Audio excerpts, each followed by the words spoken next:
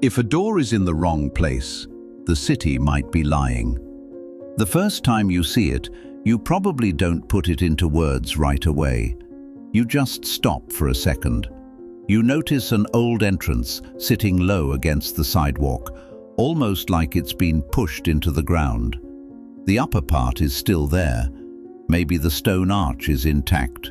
Maybe the frame is unusually elegant. Maybe the doorway has been bricked over. Maybe it's sealed behind metal. Maybe the lower steps are long gone. But whatever the details are, the feeling is always the same. Something about this is not normal. Because you can misread a window. You can look at a window and tell yourself it was just a light well, or a basement opening, or ventilation, or some kind of utility space. Your mind is willing to accept that. A window leaves room for interpretation, but a door doesn't. A door is more direct, more stubborn, more honest. A door always tells you the same thing. At one point, people were moving through here. And that's exactly why when you come across doors buried beneath street level in old cities, the image sticks in your mind. Because a door is not just an architectural feature, it's movement. It's direction, it's an axis, it's a threshold. It opens from outside to inside, from inside to outside, from safety into uncertainty, from the public world into the private one, from the visible world into something deeper.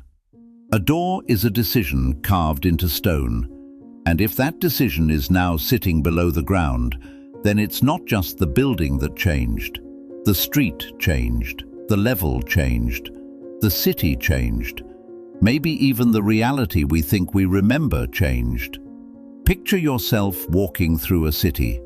Maybe Istanbul, maybe Rome, maybe Prague, Edinburgh, Paris, or some neighborhood that looks so ordinary you'd never expect anything strange at all.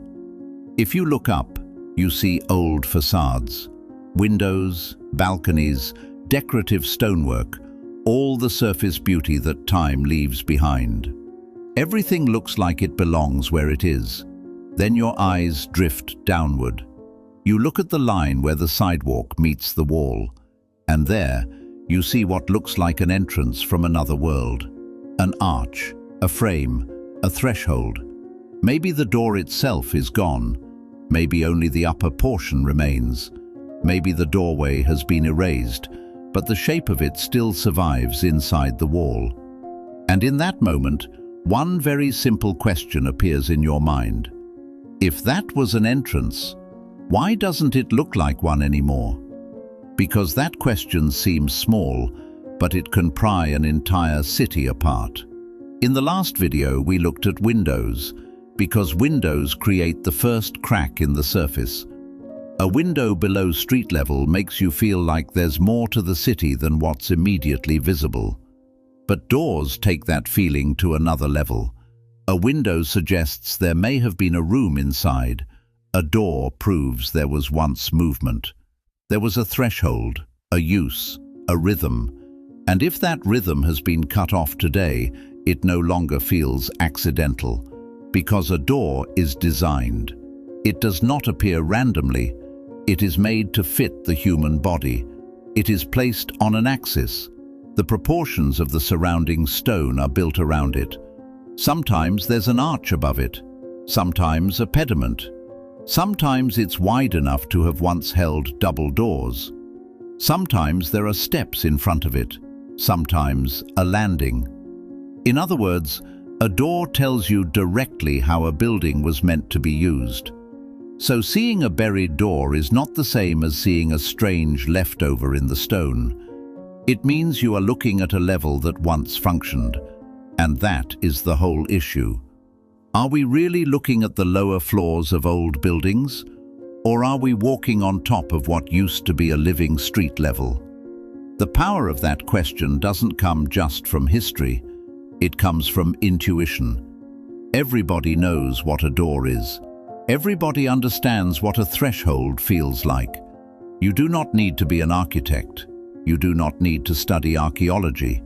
A door is one of the oldest objects in human life, and maybe that's exactly why the meaning it carries is ancient too. In ancient Rome, there was a god named Janus. He was the god of gates, thresholds, beginnings, endings, and the passage from one world into another. He had two faces, one looking into the past, the other into the future. That wasn't random, because a door always faces two times at once. The life you leave behind and the life you enter. The old world and the new one.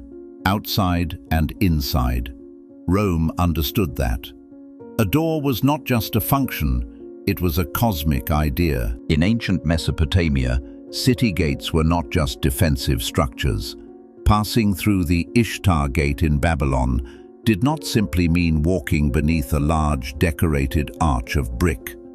It meant being admitted into a world that had been ordered, protected, and sanctified.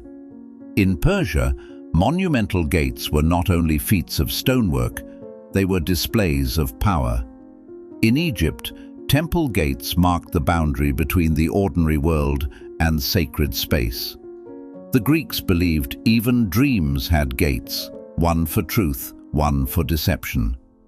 In medieval Europe, the closing of city gates at sunset did more than provide security.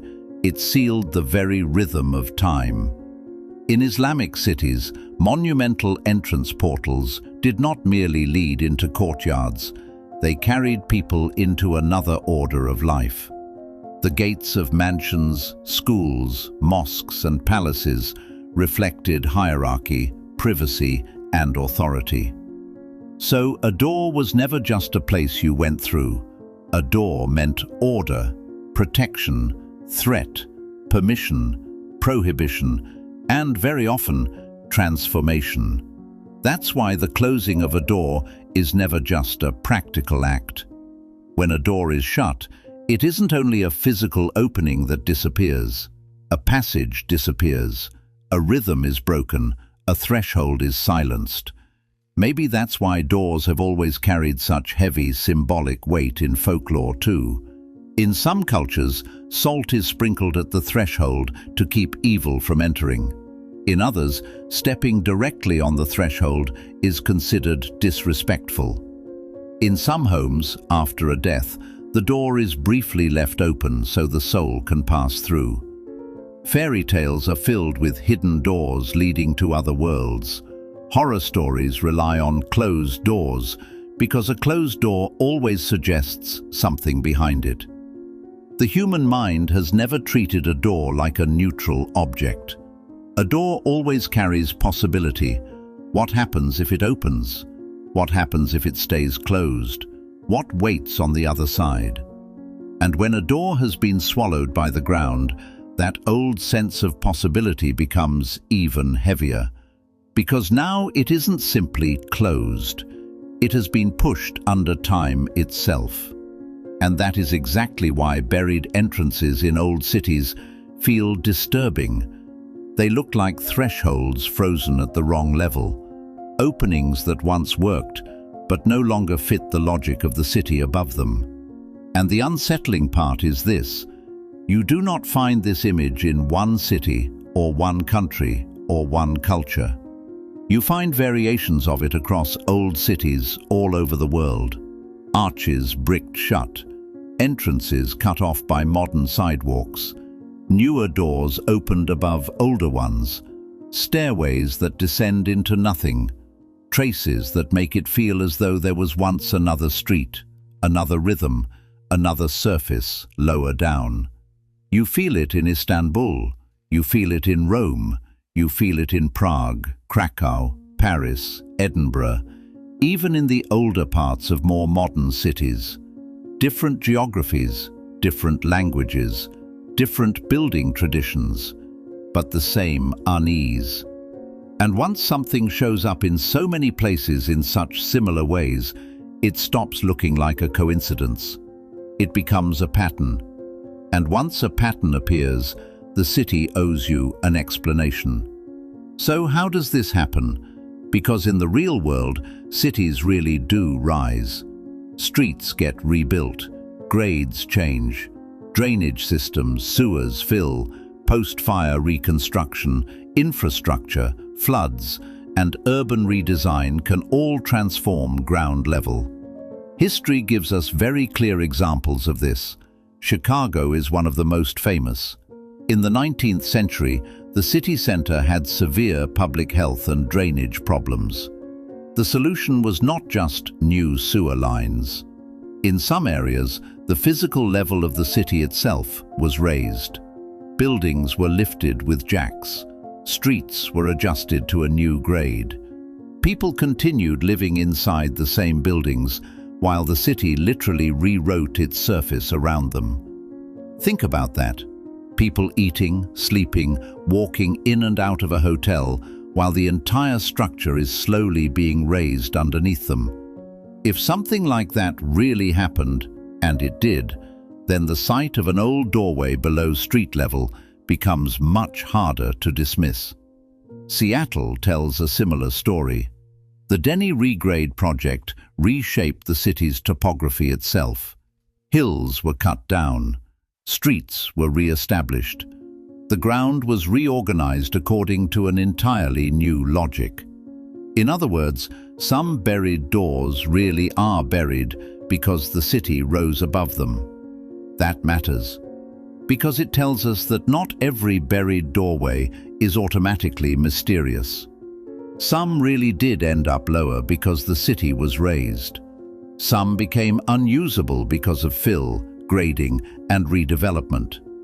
In some places, the records are so clear that there is very little room for argument. Maps, photographs, engineering plans, eyewitness accounts, they all line up. But the real tension starts right there. Because if official history can explain some of these examples so clearly, so cleanly, so convincingly, why do some others still feel wrong? Why do some buried doors feel like more than just the street level changed? Why do some of them look like they belonged to a completely different surface altogether? Why are there buildings where the lower doorway feels so central, so carefully proportioned, so visually important that calling it a basement entrance doesn't feel satisfying? Why do some cities leave us with an extremely clear physical result, but a much blurrier narrative around it? Istanbul carries that feeling especially well. For years, the spaces beneath and around Hagia Sophia lived in rumor, legend, and whispered underground stories. Then the research came, the mapping, the documentation. Channels, tunnels, cavities, older structural layers, technical systems, water routes. So, yes, there really is another world beneath the surface there. But the interesting thing is this.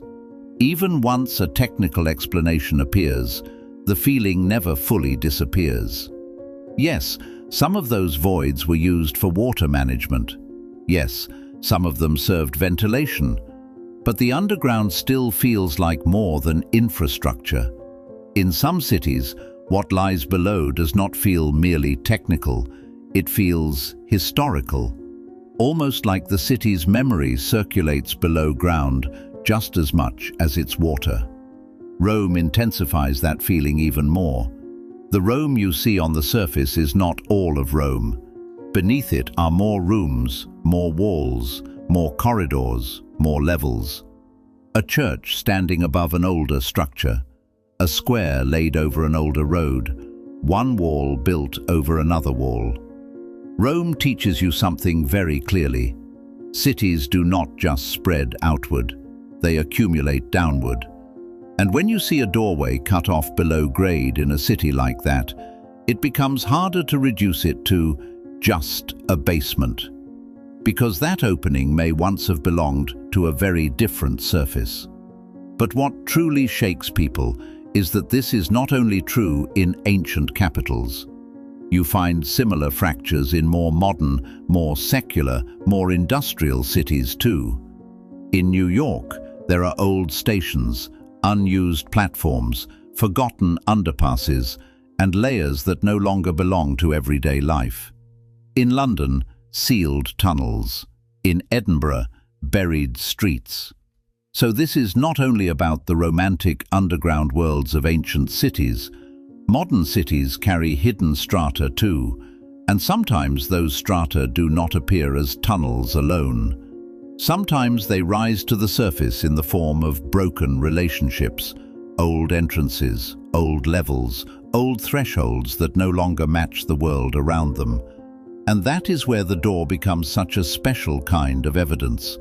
A tunnel may be technical, a vent may be infrastructure, a gallery may be a maintenance void.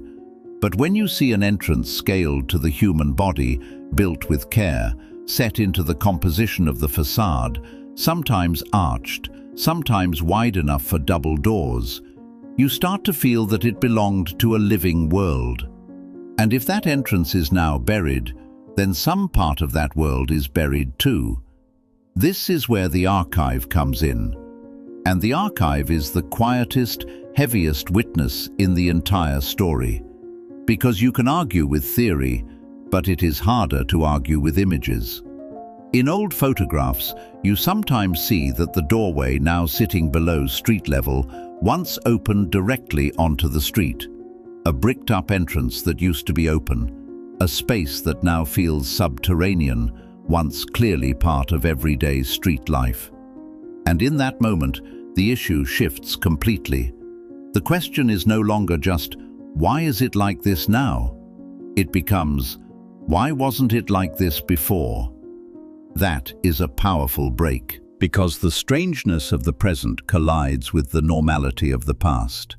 Imagine it, a street full of horse-drawn traffic, stone doors open, people moving through them. Everything feels natural, everything fits.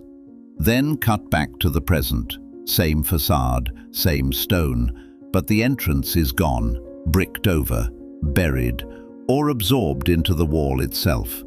The image does not hand you a grand theory, it simply leaves you with one small, persistent feeling. There used to be another relationship here, and often that is enough, because the real discomfort does not come from failing to explain everything.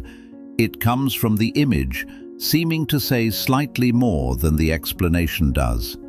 And once you reach that point, the story begins to move away from architecture and into memory. Because the burial of a doorway is often as social as it is physical.